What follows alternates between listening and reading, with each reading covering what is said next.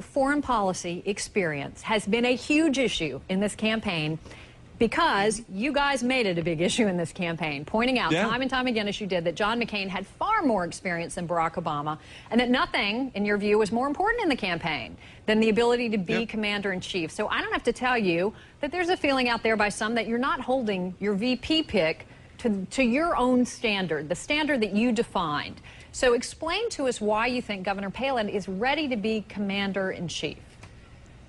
Governor Palin has the good fortune of being on the ticket with John McCain, who there is no question is the most experienced and shown proven judgment on the international stage. He understands foreign affairs.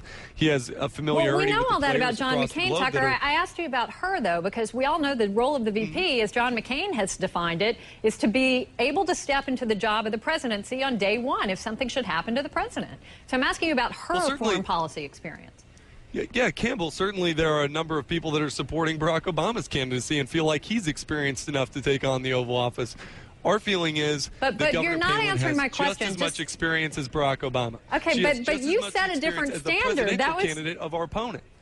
So does she? Pardon me, Kim? You said it. What I'm saying is that you set a different standard by arguing how important it was with John McCain, and no one's arguing with you that he has much more experience than Barack Obama. So I'm just trying to get someone from the campaign to explain to me what foreign policy experience she has or what qualifications she has that would allow her to be ready to be commander-in-chief if something should happen to Senator McCain.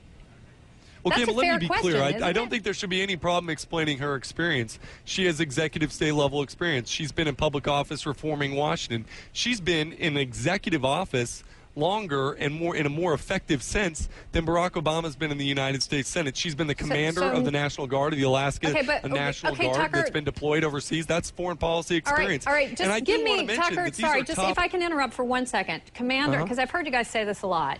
Can you just tell me one decision that she made as commander-in-chief of the Alaska National Guard? Just one.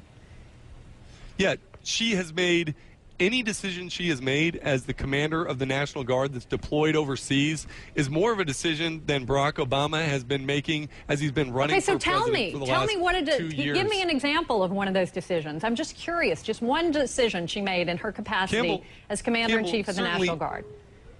Campbell, certainly you don't mean to belittle every experience, every judgment that she makes as commander of the National Guard. I'm belittling nothing. I just want to know one judgment or one decision. I would love to know what one decision was. I'm not belittling anything, Tucker. I'm really not. I'm curious.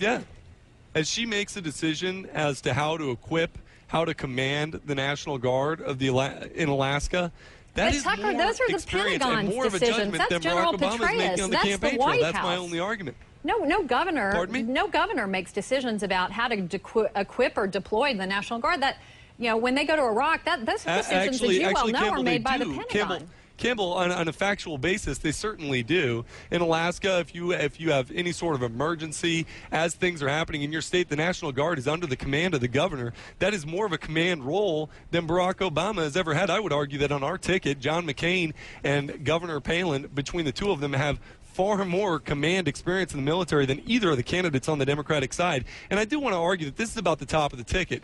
Ultimately, when people go into the ballot box and decide between Barack Obama and John McCain, they're going to decide between John McCain's record of reforming Washington and Barack Obama's rhetoric on the campaign trail. Doesn't have a lot of experience, certainly has no military experience, no command military experience, which both of our candidates have. That's an important distinction. I think voters will make the right call in November. All right, Tucker, I'm gonna just give it to you, baby. We'll end it there, but I appreciate